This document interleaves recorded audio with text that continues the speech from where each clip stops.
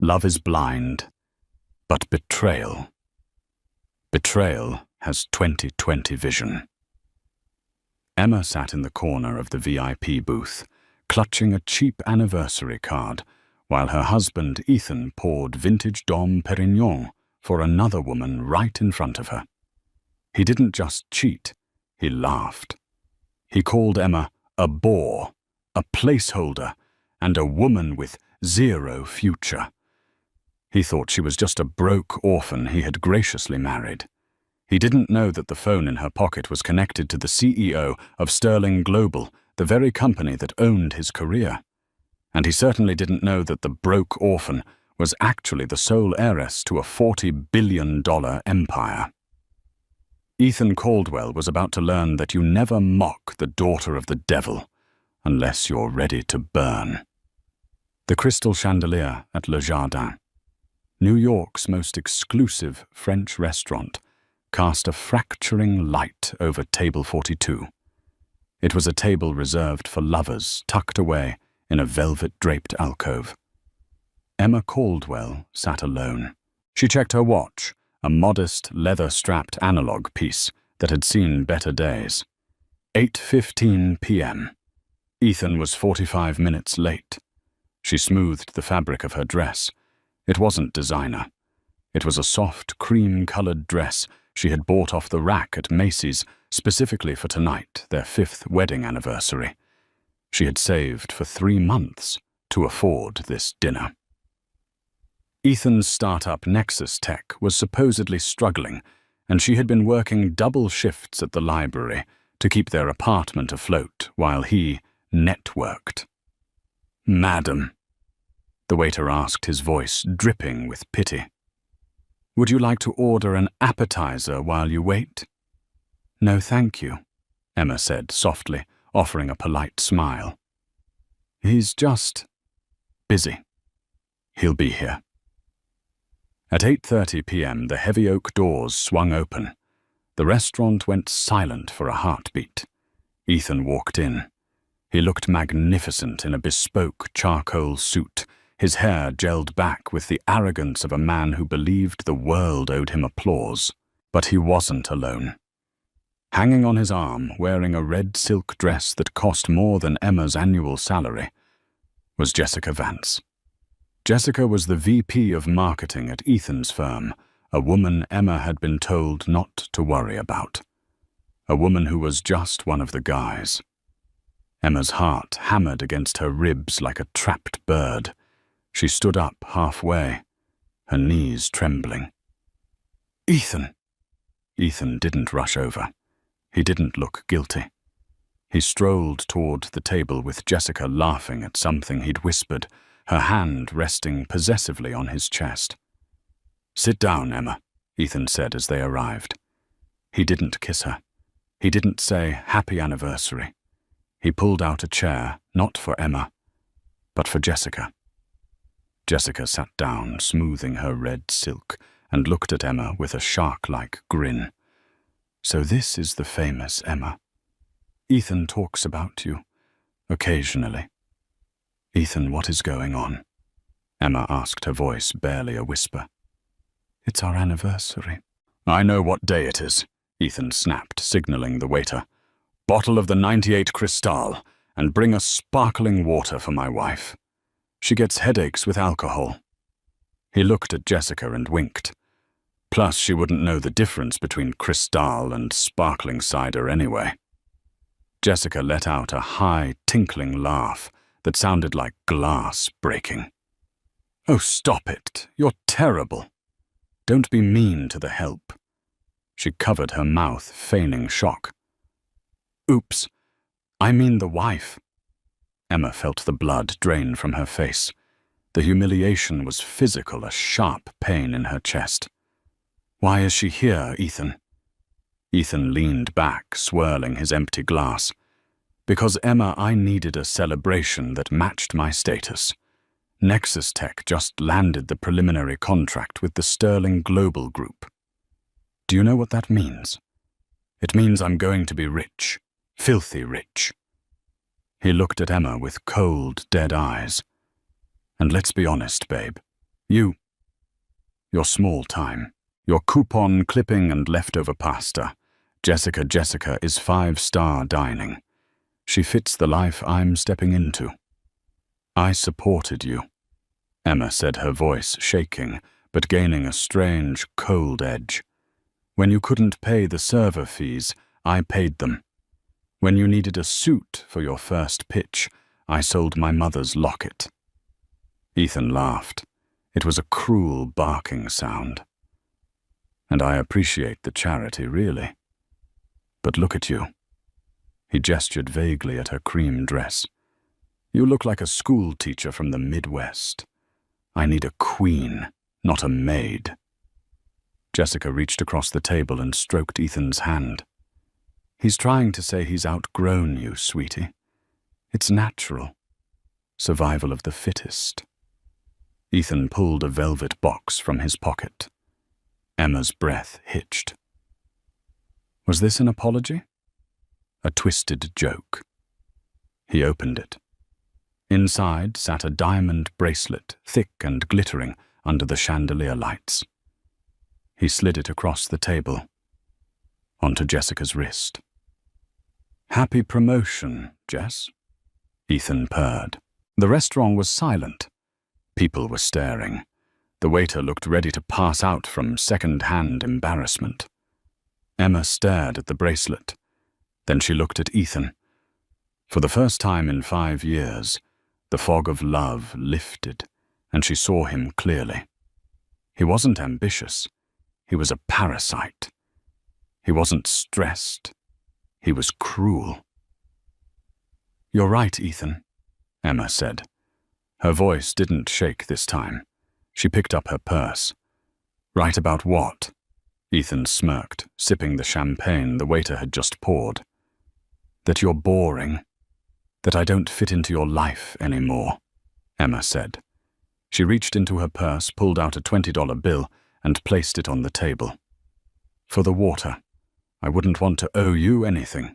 Walk away, Emma, Ethan called out, as she turned, his voice raising so the surrounding tables could hear. Go back to your little library books. Leave the business to the adults. Jessica giggled. Bye-bye, plain Jane. Emma walked out of Le Jardin, with her head high, her heels clicking a rhythmic beat on the marble floor. She didn't cry. Not yet. She pushed through the heavy doors into the cool New York night air. She walked half a block, turned the corner into a dark alleyway, and leaned against the brick wall. She took a deep breath, inhaling the city grit. Then she pulled out her phone. She dialed a number she hadn't called in 7 years. It rang once. Emma. A deep, gruff voice answered immediately. Daddy. Emma said, her voice flat and devoid of emotion. You were right about him. There was a pause on the other end. A heavy, dangerous silence. Where are you? The voice asked. 5th and 58th. I'll be there in 10 minutes. Is he still breathing? For now, Emma said. But Daddy, I don't want you to just fire him. I want to burn his world down. Good, Arthur Sterling replied. I've been waiting for this day. 10 minutes later, a convoy of 3 black Cadillac Escalades screeched to a halt at the curb. Men in suits with earpieces spilled out, securing the perimeter as if the president were in town. The rear door of the middle car opened. Arthur Sterling stepped out. Arthur was 65, a titan of industry, whose net worth hovered around the GDP of a small country. He had built Sterling Global from a shipping company into a multinational conglomerate that owned everything from tech firms to pharmaceutical labs. He was known in the business world as the Hammer, because when he struck, nothing was left. He looked at his daughter. She looked small in her off-the-rack dress, but her eyes were identical to his steely grey and burning with intelligence. Emma, he said, opening his arms. She stepped into his embrace, allowing herself a single moment of weakness. She buried her face in his cashmere coat. I felt so stupid, Dad. He mocked me. He gave her a bracelet in front of me. Arthur's jaw tightened. He's a dead man walking. He just doesn't know it yet. He ushered her into the car. The interior smelled of leather and expensive scotch. As the convoy pulled away, merging seamlessly into the traffic, Emma wiped her face with a handkerchief monogrammed with the letter S. "I want the file on Nexus Tech," Emma said, her sadness evaporating, replaced by cold calculation. Arthur handed her a tablet. "I had my team run a deep dive the moment you called. Ethan Caldwell, Nexus Tech. He thinks he just secured a partnership with our European division, Sterling Euro." "He mentioned that," Emma said, scrolling through the financial reports. "He was bragging about it to his mistress." "The deal isn't signed," Arthur said. "It's in the due diligence phase. The regional director, Marcus, was set to approve it on Monday." Emma looked at the numbers. "His liquidity is fake. Look at this. He's moving operational costs into marketing to hide losses. He's cooking the books, Dad." Arthur smiled a terrifying expression. "Amateur hour. I could crush him with a single phone call to the SEC. "No," Emma said sharply. She looked out the window at the passing city lights. "That's too fast. If he goes to jail now, he'll play the victim. He'll blame the market. He'll say he was just a startup guy trying to make it." She turned back to her father. "I want him to think he's won. I want him to climb so high that when he falls, he feels every inch of the drop." Arthur nodded, impressed. "What do you have in mind?" "The gala," Emma said. "The Sterling Global Annual Gala is next week. It's the event of the year.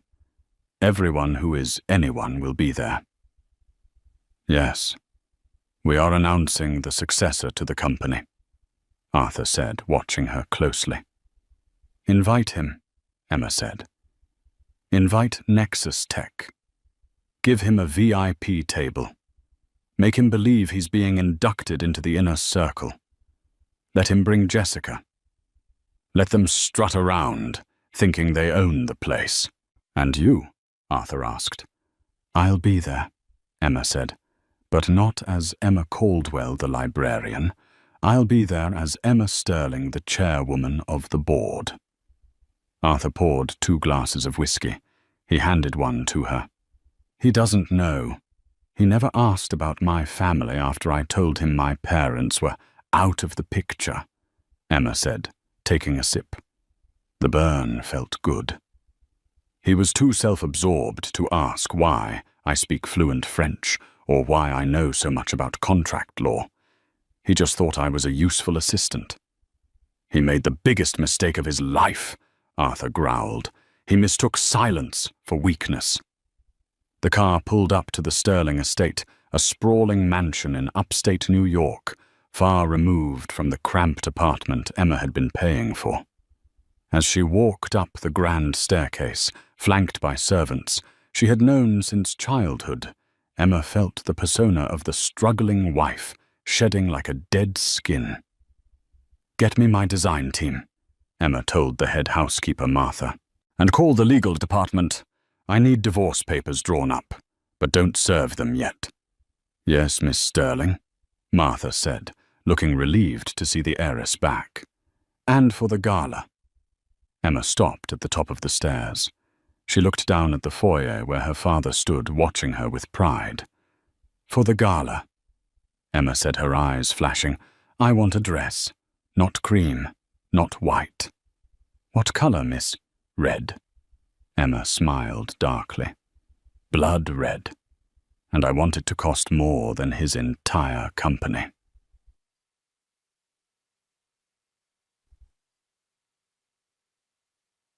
Meanwhile, at the apartment, Ethan kicked the door open, laughing as he stumbled in with Jessica. They were drunk on expensive champagne and victory. "Did you see her face?" Jessica shrieked with laughter, kicking off her heels. She looked like a kicked puppy. Ethan loosened his tie, throwing his jacket onto the couch Emma had bought. She's dead weight, Jess. I'm finally free. With the Sterling deal, I'll be a multi-millionaire by Christmas. I can pay her a few grand in alimony, and she'll disappear. His phone buzzed. He pulled it out and squinted at the screen. It was an email. Subject: official invitation. Sterling Global Annual Gala. Ethan's eyes widened. He sobered up instantly. No way. What? Jessica asked, nuzzling his neck. It's an invite, Ethan whispered, awe in his voice. From the main office. Arthur Sterling himself invited us to the annual gala. VIP access. Jessica squealed. We made it. We actually made it. This is it, Ethan said, looking around the shabby apartment with disdain. We're moving out of this dump tomorrow. We're going to the top, Jess. He didn't notice that the picture frame on the mantelpiece, a photo of him and Emma from their wedding day, had fallen face down. He didn't notice and he didn't care. He had no idea that the invitation wasn't a golden ticket. It was a summons to his execution. The morning sun hit the dirty windows of the apartment in Queens, illuminating the dust motes dancing in the air. Ethan woke up with a pounding headache, the stale taste of expensive champagne and regret coating his tongue. He rolled over instinctively, reaching out. Emma, water, he croaked, eyes still closed. His hand hit the cold, empty mattress. He blinked, sitting up. The apartment was silent. Usually by 7:00 a.m., the smell of brewing coffee and toast filled the small space. Emma would be ironing his shirt, humming softly, ensuring his life ran with invisible efficiency. Today there was nothing. Emma, he called out, annoyance creeping into his voice. He stumbled out of bed, kicking a discarded high heel Jessica's that was lying in the hallway. He walked into the kitchen. The sink was full of dirty dishes from 2 days ago. The coffee pot was cold. He went to the bedroom closet. It was half empty. Her side, usually packed with her modest, sensible clothes, was bare. No note, no dramatic letter, just empty hangers rattling in the draft from the AC unit. Childish, Ethan muttered, grabbing his phone. He saw 3 missed calls from his landlord about the rent, but he swiped them away. He dialed Emma. The subscriber you are calling is not available. Fine, he sneered at the phone. Go cry to your friends. See if I care. He didn't know it, but Emma wasn't crying. 30 miles away in the north wing of the Sterling estate, Emma was standing before a floor-to-ceiling mirror. The woman reflecting back at her was unrecognizable from the person who had sat at table 42 the night before. 3 stylists hovered around her. Her hair, usually tied back in a messy bun, was being treated with oils and blown out into a sleek, dark cascade that framed her face like a shield. Arthur Sterling sat in a leather armchair behind her, watching with a grim satisfaction. Beside him stood Marcus Blackwood, the Director of Operations for Sterling Global, a man known in the industry as the Undertaker, because he buried companies that crossed the Sterlings. The divorce papers are drafted, Marcus said, his voice smooth and low. Do we serve him at his office? Emma turned. She wasn't wearing the cream dress anymore. She was wearing a silk robe that whispered against the marble floor. Her eyes were cold. No, Emma said. Serving him now gives him a chance to prepare a defense. He'll try to hide assets. He'll try to play the victim in the press. She walked over to the table where a dossier on Nexus Tech lay open. She traced the financial charts with a manicured finger. Ethan thinks he's a genius, Emma said softly.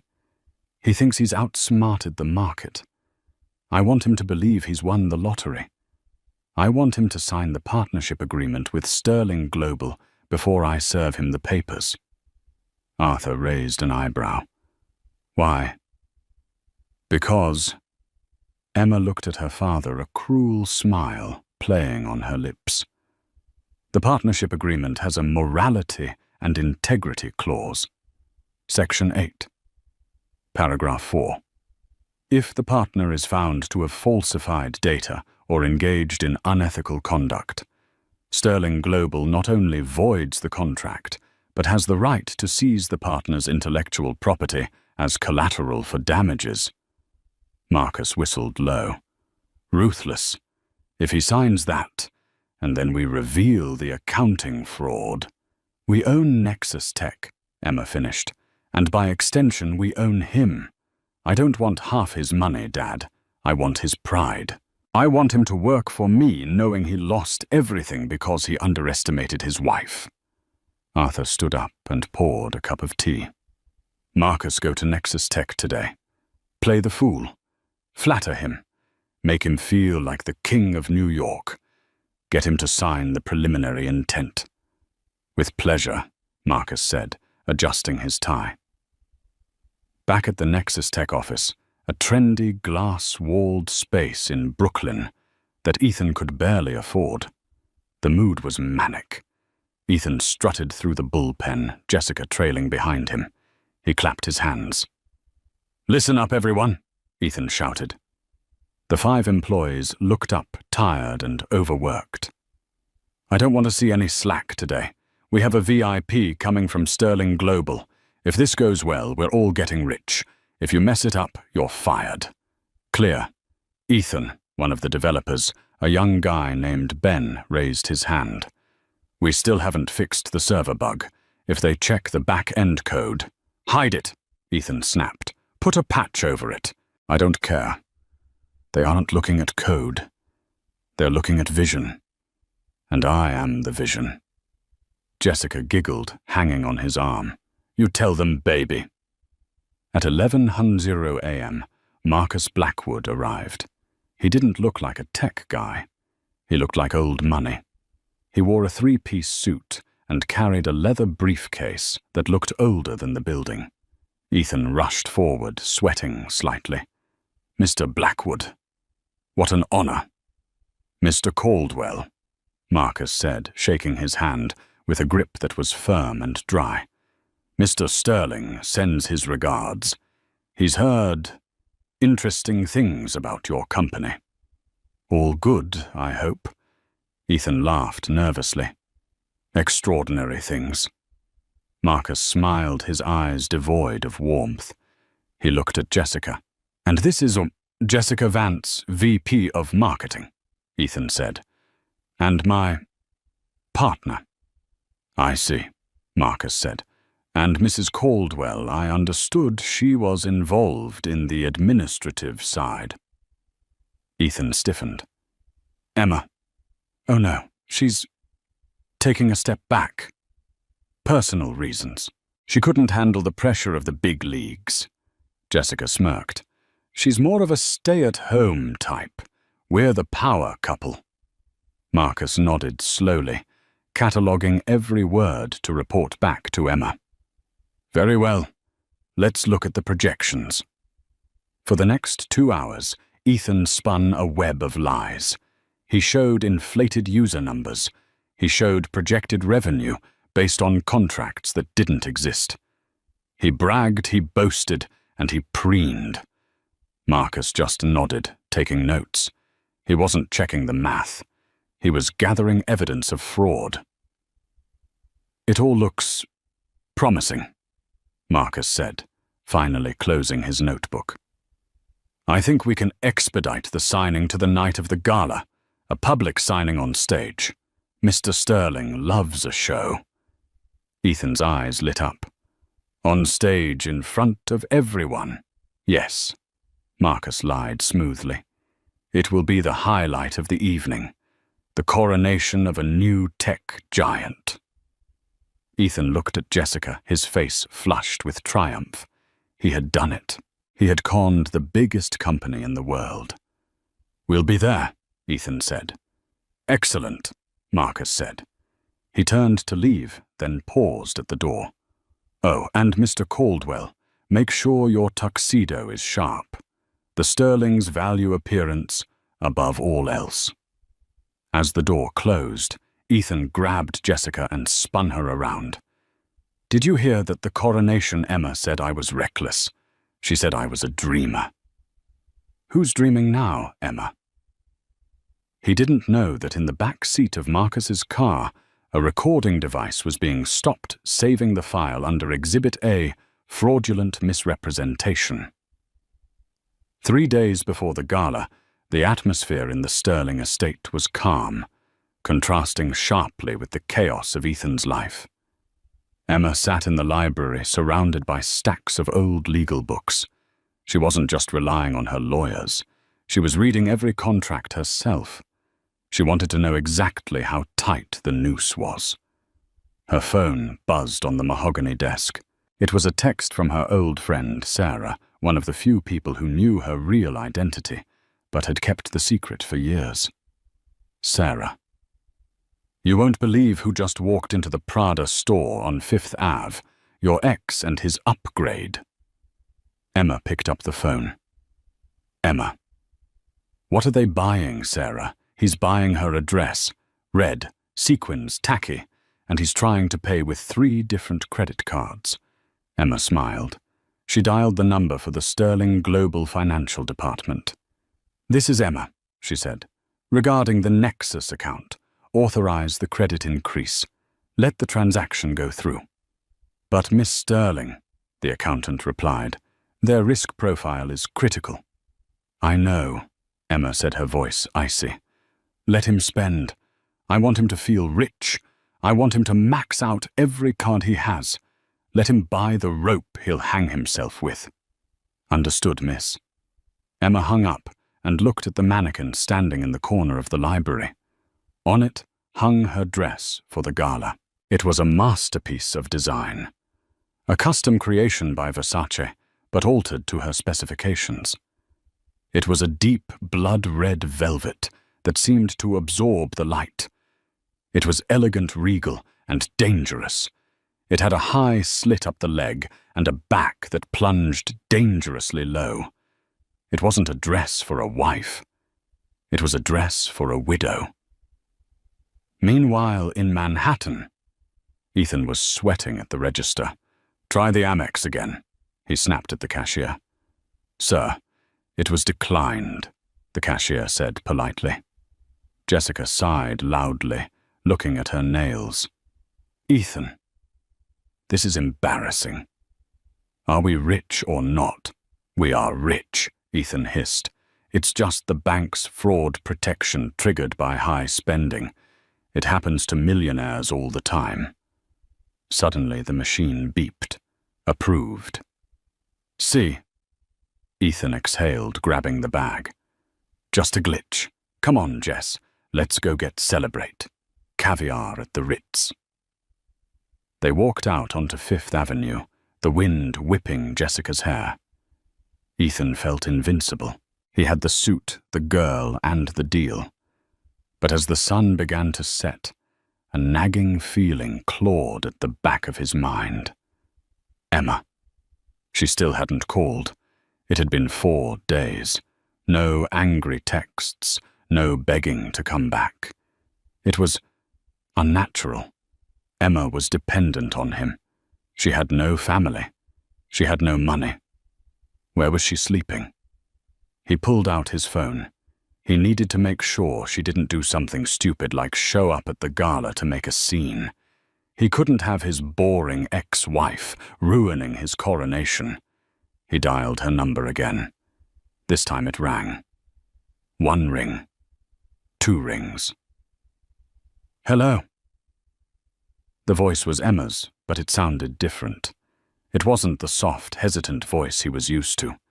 It was clear, crisp, and echoing slightly as if she were in a large, empty room. "Emma," Ethan barked, putting on his authoritative husband voice. "Where the hell are you? Do you know how inconvenient this has been?" "Hello, Ethan," she replied. She sounded bored. Don't hello Ethan me. I've been worried sick, he lied. Look, I know you're hurting. I know you're jealous. But you need to sign the papers. I sent a PDF to your email. I haven't checked my email, she said. I've been busy. Busy doing what, shelving books? Ethan laughed cruelly. Listen to me. Saturday night is the Sterling Gala. I am going to be on stage. It is the biggest night of my life. I know, Emma said. Good, so I am warning you. Ethan lowered his voice, glancing at Jessica, who was busy taking a selfie. Do not come. Do not try to crash it. Security is tight and you don't have an invite. If you show up trying to cry or beg, I will have you thrown out. I don't want you embarrassing me. There was a long silence on the other end. Then a sound Ethan didn't expect. Emma laughed. It wasn't a bitter laugh. It was a genuine, amused chuckle. Oh, Ethan, she said, her voice dripping with a terrifying calmness. You don't have to worry about me crashing the party. Good, Ethan said, unsettled by her tone. I won't be at the gate, Emma continued, and I won't be crying. But Ethan, what? Make sure you smile for the cameras, she whispered. History remembers the fall much better than the climb. Click. She hung up. Ethan stared at the phone. A chill ran down his spine despite the warm evening. Crazy, he muttered, shaking it off. She's just trying to scare me. He turned to Jessica, forcing a smile. She's out of the picture. Let's go. The night of the gala. Saturday arrived with a storm. Rain lashed against the windows of the Plaza Hotel, where the Sterling Gala was being held in the grand ballroom. Limousines lined up for blocks. The paparazzi were out in force flashes, popping like lightning. Ethan and Jessica stepped out of their rented limo. Ethan adjusted his bow tie. Jessica smoothed her red sequin dress, which compared to the haute couture around them, looked a little too bright, a little too cheap. Name? The security guard at the VIP entrance asked, checking a clipboard. Ethan Caldwell, Ethan said loudly, CEO of Nexus Tech. I'm a guest of Arthur Sterling. The guard paused. He ran his finger down the list. He stopped.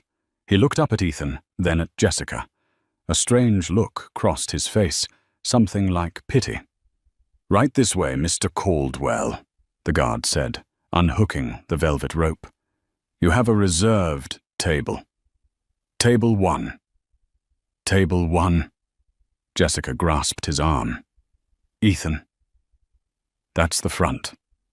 That's with the family. Ethan felt like he was floating. I told you, Jess. I told you. They walked into the ballroom. It was a sea of gold crystal and old money. The air smelled of orchids and money. As they were escorted to the front, Ethan noticed something. People were looking at him, whispering. He assumed it was admiration. He waved slightly at a few people who quickly looked away. They reached table 1. It was right next to the stage. Sit, Ethan commanded, pulling out a chair for Jessica. They sat down. The table was set for 4. 2 seats were empty. Who do you think sits with us? Jessica whispered. Mr. Sterling. Maybe, Ethan said, pouring himself a glass of wine. Or maybe the new partner. Suddenly the lights dimmed. The room went silent. A spotlight hit the stage. A voice boomed over the speakers. Ladies and gentlemen, please welcome the CEO of Sterling Global, Arthur Sterling. Applause thundered. Arthur walked out, looking regal and intimidating. He walked to the podium, gripping it with both hands. Thank you, Arthur said. Tonight is a night of new beginnings. Tonight we announce the future of this company. But first, Arthur's eyes scanned the room. They locked onto table 1. They locked onto Ethan.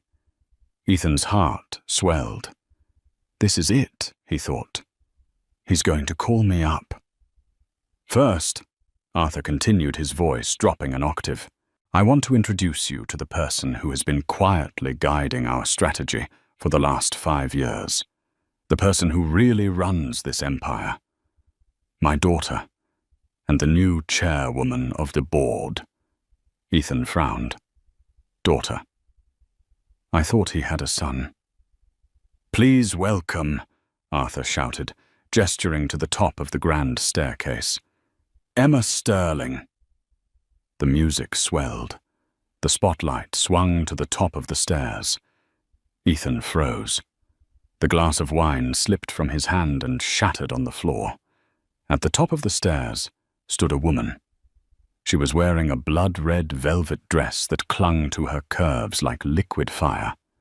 She wore diamonds around her neck that cost more than Nexus tech. Her hair was sleek, her makeup sharp and fierce. It was Emma. His Emma. The woman who clipped coupons. The woman who made him pasta. She didn't look down at her feet.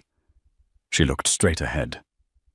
She began to descend the stairs, every step a drumbeat of doom. The crowd applauded wildly. Jessica gasped, her hand flying to her mouth. That's your wife." Ethan couldn't breathe. He couldn't speak. He watched as Emma reached the bottom of the stairs.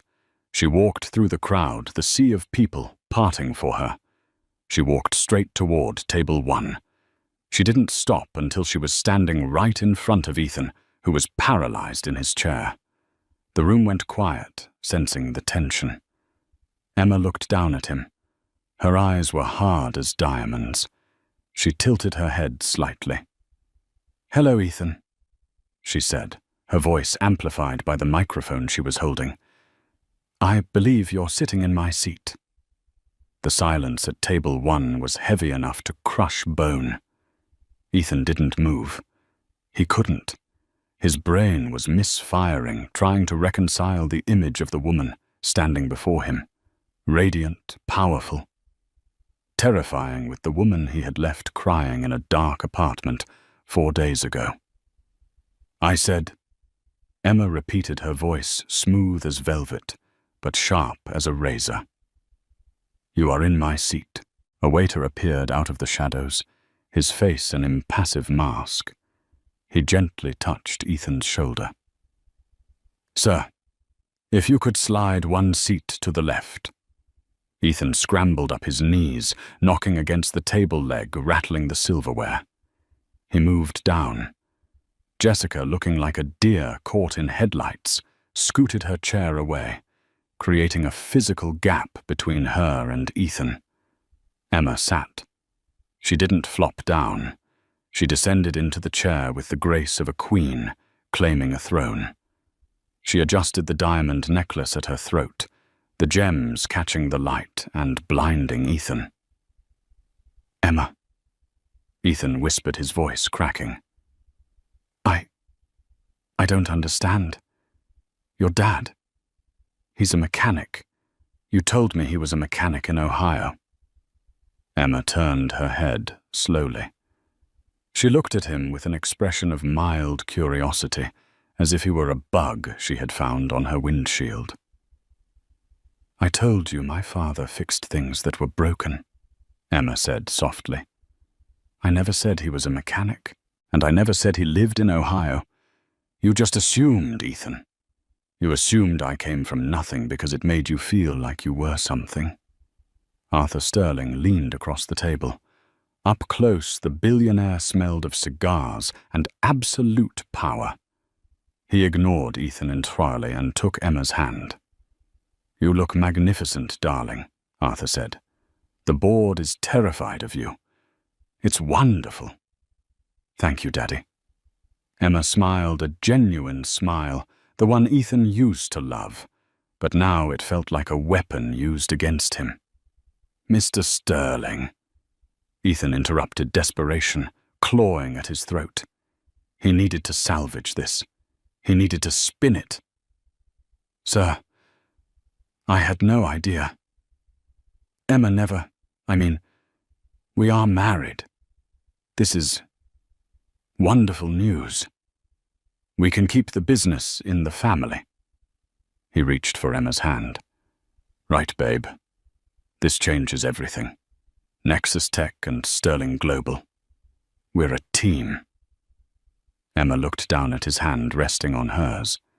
She didn't pull away. Instead, she picked up her dinner knife with her other hand. She twirled it idly, the blade flashing. It changes nothing, Ethan, she said. And it changes everything. Jessica, who had been silent, suddenly spoke up. Her voice was shrill, trembling. Emma, Mrs. Caldwell, I just want you to know I'm just an employee. Ethan told me. He told me you were separated. Ethan whipped his head around to glare at Jessica, but Emma laughed. It was a low, dark sound. Oh, Jessica, Emma said, her eyes scanning the mistress's cheap sequin dress with pitiless precision. Don't worry. I don't blame the dog for eating the steak left on the floor. I blame the owner who dropped it.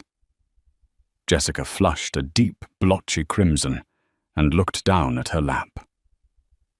The first course arrived lobster thermidor.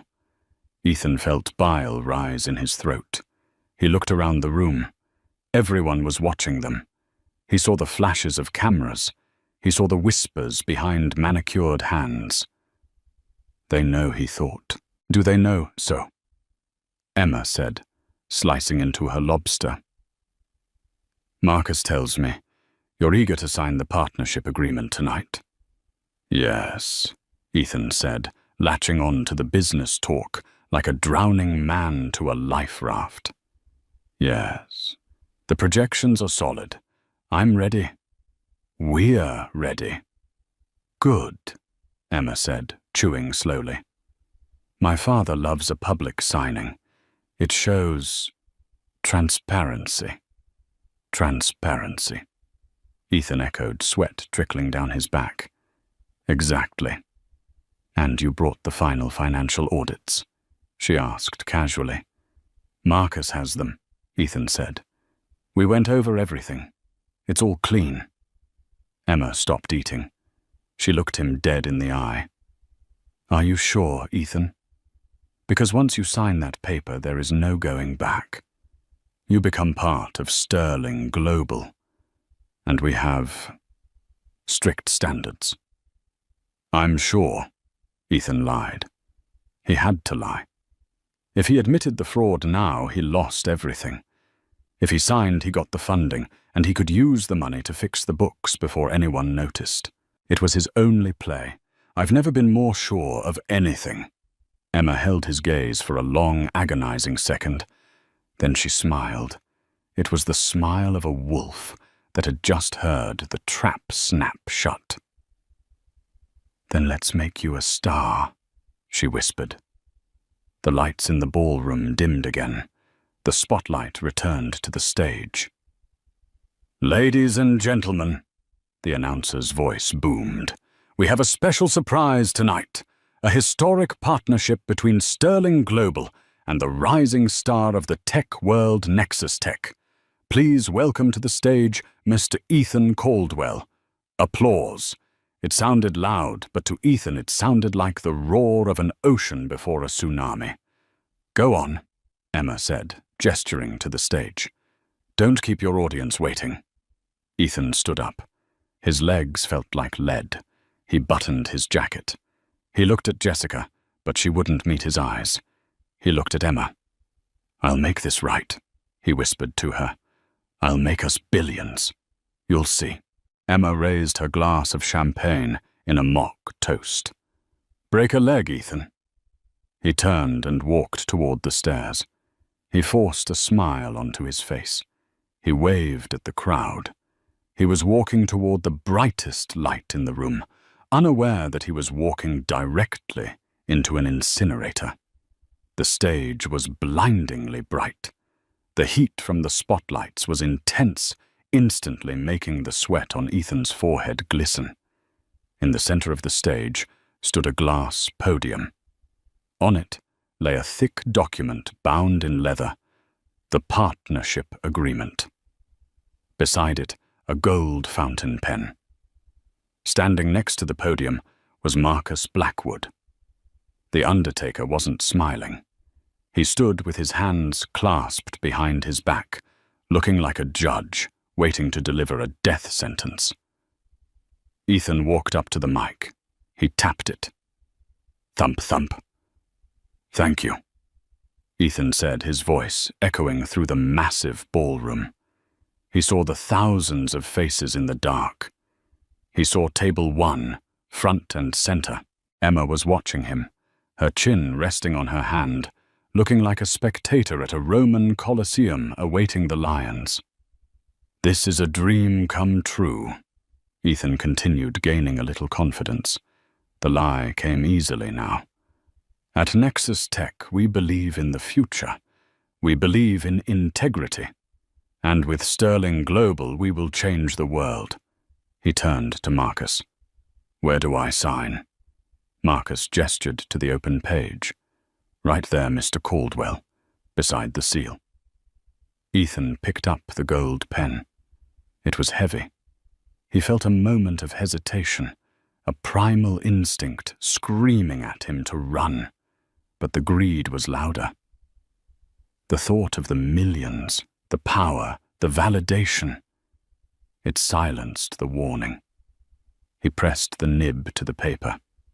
The ink flowed black and permanent. Ethan Caldwell. He signed it with a flourish. "Done." Ethan grinned, capping the pen. "We're partners." The room applauded politely. But the music didn't start. The lights didn't come up.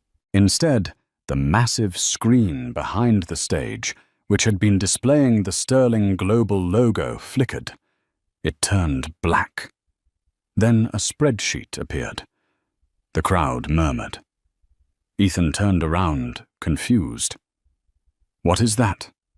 Is that part of the presentation?" He squinted. The text was huge. Nexus Tech. Internal ledger. Real versus investor ledger. Fabricated. Ethan's blood turned to ice. A second image appeared. It was an email chain. From Ethan Caldwell to head of accounting. Subject: hide the losses. Body: move the operational debt to the marketing budget. Sterling's people won't check deep enough. We just need the signature. Once the check clears, we patch the hole. A gasp ripped through the ballroom. It was a collective intake of breath from New York's elite. Ethan spun around to face Marcus. "Stop it! There's a mistake. Turn it off." Marcus stepped up to the microphone. He didn't shout. He spoke with a calm, deadly precision. "Ladies and gentlemen," Marcus said, "at Sterling Global we take due diligence very seriously. Tonight was not a partnership ceremony. It was a public audit." Ethan grabbed the mic. "This is a lie. My wife, Emma, tell them." He pointed frantically at table 1. Emma stood up. She didn't need a microphone. She walked to the edge of the stage, looking up at him. The room fell deathly silent to hear her. "I am not your wife, Ethan," she said clearly. "I am the chairwoman of the company you just tried to defraud." Marcus continued reading from a tablet. "Mr. Caldwell, 5 minutes ago, you signed the partnership agreement. Section 8, paragraph 4, states that if the partner has knowingly provided false data, they forfeit all intellectual property and assets to Sterling Global as restitution for attempted corporate espionage and fraud." Marcus looked at Ethan. "You didn't just sign a partnership, Ethan. You signed a confession, and you signed over your company. Nexus Tech now belongs to us." "No." Ethan backed away, shaking his head. "You can't." "I'll sue you." "With what money?" Emma asked from the floor, her voice carrying. "You maxed out your credit cards on a dress for your mistress. Speaking of..." Ethan looked at table 1. Jessica was gone. Her chair was empty. She had fled the moment the email appeared on the screen.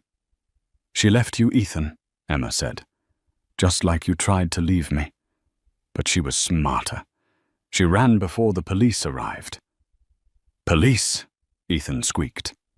From the wings of the stage, 4 officers in NYPD uniforms emerged. They weren't the hotel security.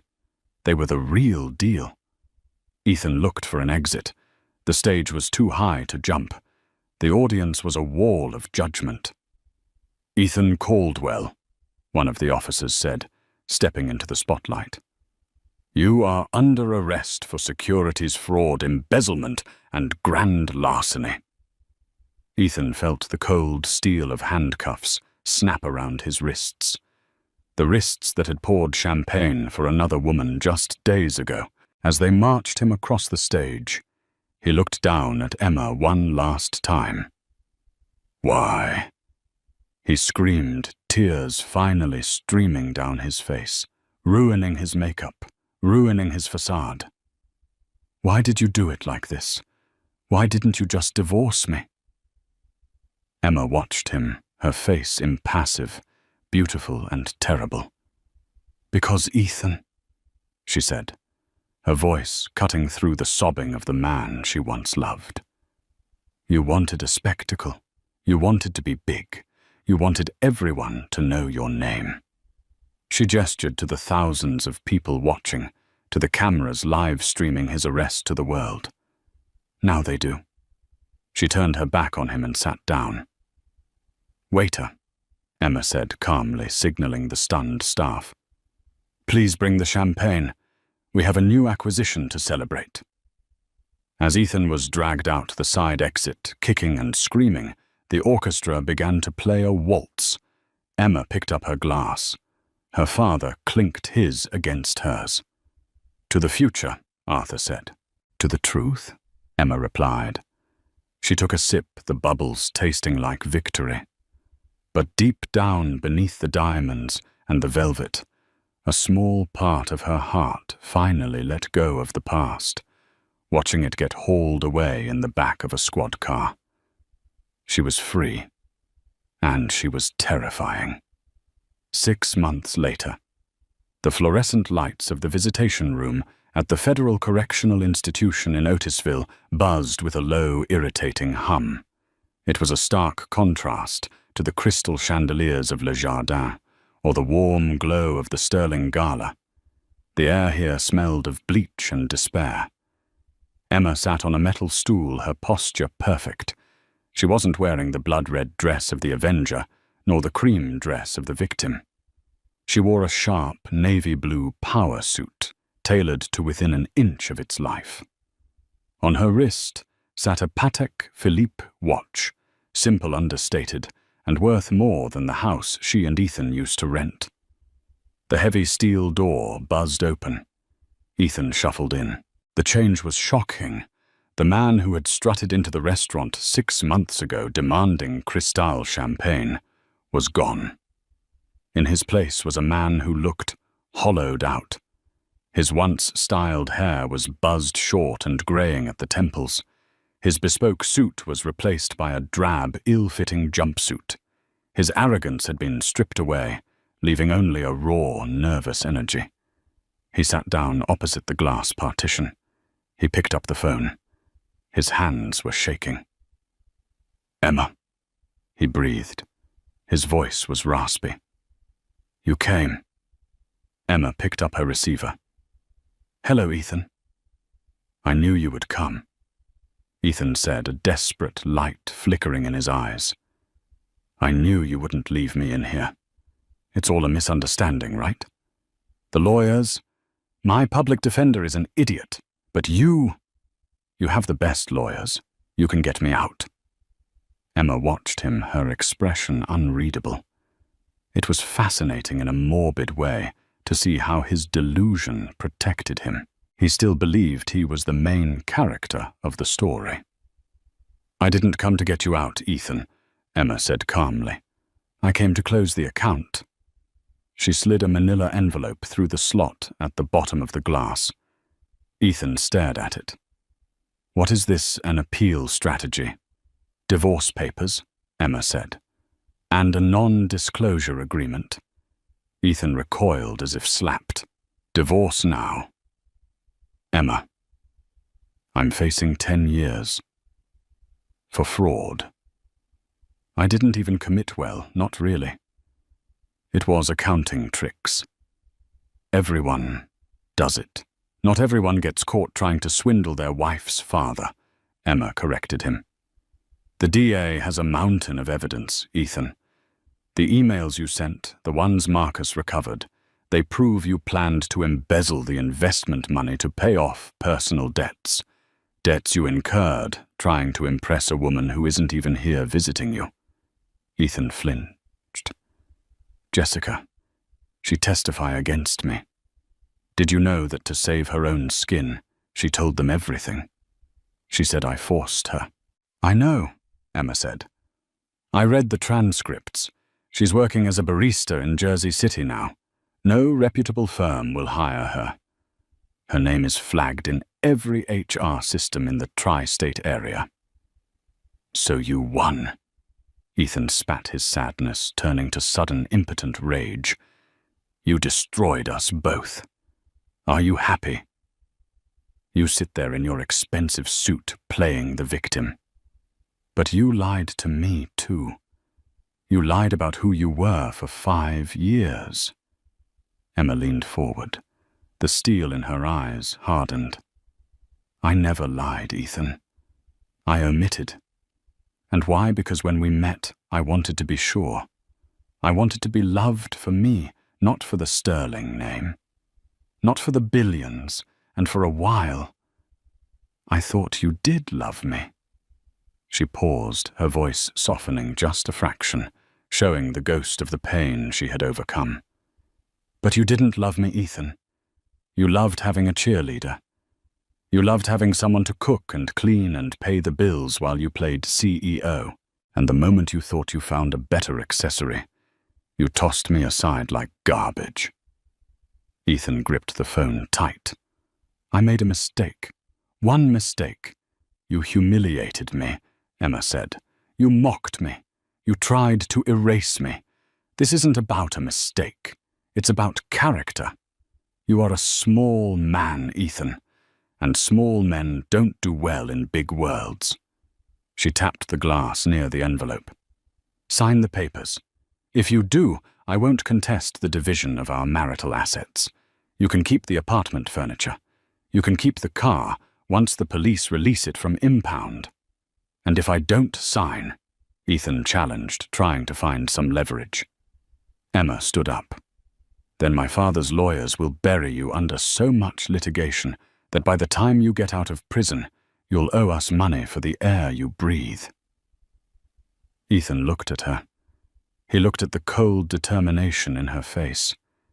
He realized, finally, that the doormat was gone. The wife was gone. The only thing left was the Titan. He pulled a cheap plastic pen from his pocket. He opened the envelope. He signed the document with a shaky hand. Ethan Caldwell. He slid it back. There, he whispered, defeated. You're free. Emma took the envelope. She put it in her bag. Goodbye, Ethan. Wait, Ethan called out as she turned to leave. Emma, do you hate me? Emma stopped at the door. She looked back over her shoulder. Hate takes energy, Ethan, she said.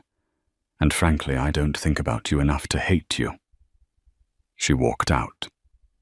The final scene. The elevator doors opened onto the top floor of the Sterling Global Tower. The entire floor was open-concept, glass-walled and bustling with activity. Emma walked down the corridor. Heads turned. Employees nodded with respect, real respect, not the fear they had for her father, but admiration for the woman who had rooted out corruption and saved the company millions in a bad merger. She walked into the corner office. Arthur Sterling was there, standing by the window, looking out over the Manhattan skyline. Done? He asked, not turning around. Done, Emma said, dropping her bag on the desk. She felt lighter. The final tether to her old life had been cut. Arthur turned. He looked older, tired, but proud. The board voted this morning. They want you to take the lead on the European expansion. It means moving to Paris for a year. Emma walked to the window. She looked down at the city. Somewhere down there in the grid of streets was the restaurant where her heart had been broken. Somewhere down there was the apartment where she had cried. But from up here, everything looked small, manageable. Paris, Emma mused. I think I'd like that. Marcus is asking if we should release a statement about the divorce, Arthur said. The press is still hungry for details. No, Emma said firmly. Let them starve. The story isn't about him anymore. It's about us. It's about what we build next. She turned to her father. I don't want to be the scorned heiress in the tabloids, Dad. I want to be the CEO who doubled our stock price. Arthur smiled, clapping a hand on her shoulder. That's my girl. Emma looked at her reflection in the glass. She saw the strength in her own jawline. She saw a woman who had walked through fire and come out refined like gold. She reached into her pocket and pulled out a crumpled piece of paper. It was the receipt from Le Jardin. The last thing she had kept from that night. She walked over to the shredder by her desk. She fed the paper into the machine. The whirring blades sliced the memory into confetti. She wasn't Emma Caldwell, the struggling wife. She wasn't even just Arthur Sterling's daughter. She was Emma Sterling, and she had work to do. Let's get to work, Dad, she said. Arthur nodded and left the office. Emma sat in the executive chair. She spun it around to face the city. The sun was setting, painting the sky in hues of purple and gold, and yes, a touch of red. She smiled. It was going to be a beautiful tomorrow, and that, my friends, is how the Queen took her crown back. Ethan Caldwell learned the hard way that when you mistreat someone because you think they're weak, you might just be poking a sleeping lioness. He chased the glitter of gold and lost the diamond he had at home. Emma didn't just get revenge. She got justice, and more importantly, she found herself. It's a reminder to us all loyalty is rare. If you have someone who sticks by you when you have nothing, you treat them like royalty. Because you never know who they might really be or who they might become. What did you think of Emma's revenge? Was leaving him in prison too harsh, or did he get exactly what he deserved? I want to hear your thoughts in the comments below. If you enjoyed this story of drama, karma, and sweet revenge, please smash that like button. It really helps the channel. And don't forget to subscribe and hit the notification bell so you never miss the next story. We have a crazy tale coming up next week about a lottery winner who hid his ticket from his greedy family. You won't want to miss it. Thanks for watching, and remember, be careful who you step on your way up. They might be waiting for you on your way down. See you next time.